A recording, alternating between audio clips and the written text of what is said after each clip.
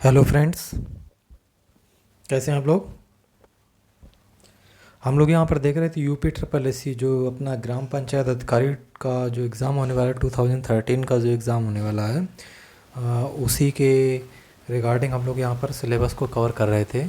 तो हम लोग ने अभी ज्योग्राफी वाले सेक्शन में काफ़ी कुछ देख रखा था। तो आज हम लोग देखेंगे अपने ज्योग्राफी वाले सेक्शन पे आंतरिक हिमालय में जो भी महत्वपूर्ण दर्रे हैं। एग्ज़ाम्स में क्या होता है, जो भी इम्पोर्टेंट पासेस वगैरह हैं वो कई बार पूछे जाते हैं।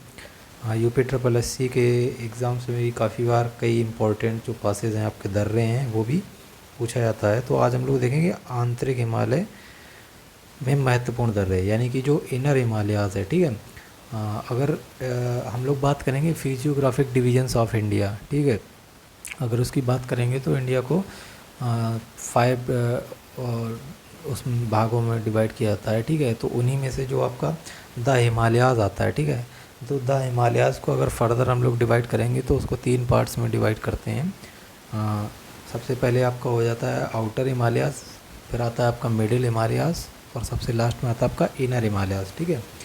तो जो आपका इनर हिमालयाज़ है, ठीक है, जो आपका आंतरिक हिमालय है, उसमें जो भी इम्पोर्टेंट पासेज हैं, उसमें जो भी इम्पोर्टेंट दर्रे हैं, उनको हम लोग आज यहाँ पर देखेंगे। तो चलिए स्टार्ट करते हैं अपने लेक्चर को। तो सबसे पहले जो भी इम्पोर्टेंट्स आपका जो दर्रा है वो है आपका काराकोरम पास। ठीक है, काराकोरम दर्रा। तो अगर इसकी लोकेशन की बात की जाए तो ये आपका लद्दाख में लोकेटेड है, और थ्रो काराकोरम दर्रा भारत को चीन से जोड़ता है। ठीक है, ये आपका जो काराकोरम दर्रा है ये भारत को चीन से जोड़ता है, और ये आपका लद्दाख में लोकेटेड है। इसी तरह अगर बात की जाए सेकेंड आपका बुर्जिल दर्रे की, तो बुर्जिल दर्रा भी आपका लद्दाख में ही लोकेटेड है, और ये कश्मीर घाटी से मध्य एशिया को जोड़ता है। ठीक है। तो यानी कि जो मध्य एशिया आपको बोलें तो सेंट्रल एशिया आपका हो गया, जो अफ़गानिस्तान, कजाकिस्तान, उज़्बेकिस्तान, ठीक है, किर्गिस्तान, ये वाला जो रीजन है आपका पूरा सेंट्रल एशिया यानी कि मध्य एशिया, इसको जोड़ता है आपका बुर्जिल दर्रा। ठीक है। इसके बाद आपका तीसरा इम्पोर्टेंट दर्रा आता है आपका जोजिल दर्रा। तो ये जोजिल दर्रा जब आप श्रीनगर से लेह की तरफ जाते हैं, ठीक है, जब आप श्रीनगर से लेह की तरफ अगर जाएंगे तो आप थ्रो जोजिल दर्रा पास करेंगे। ठीक है, यानी कि आपको जोजिल दर्रा से होकर के गुजरना पड़ेगा। तो ये आपका जम्मू कश्मीर में है, और श्रीनगर से लेह को जोड़ता है आपका जोजिल दर्रा।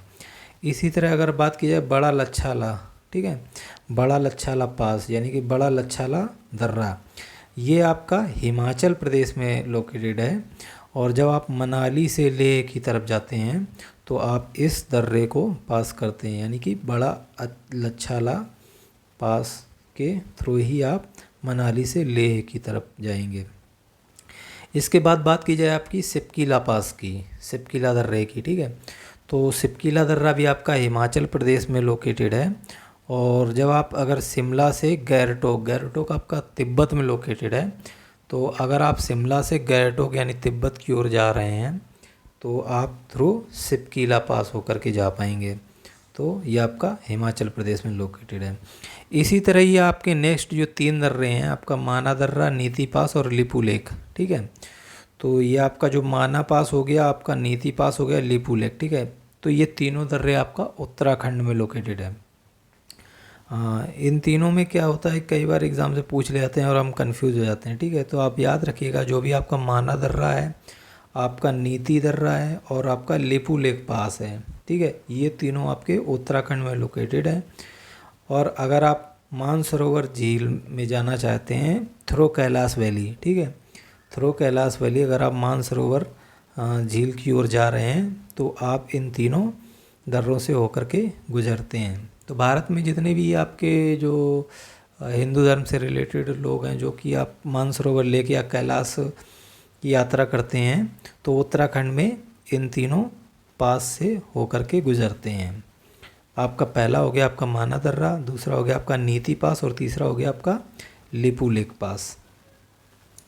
इसके बाद बात की जाए अगर कुछ और इम्पोर्टेंट दर्रों की, तो ये आपका आता है नाथुला पास। ठीक है, अब ये नाथुला पास आपका कहाँ पे है, ये नाथुला पास आपका सिक्किम में लोकेटेड है।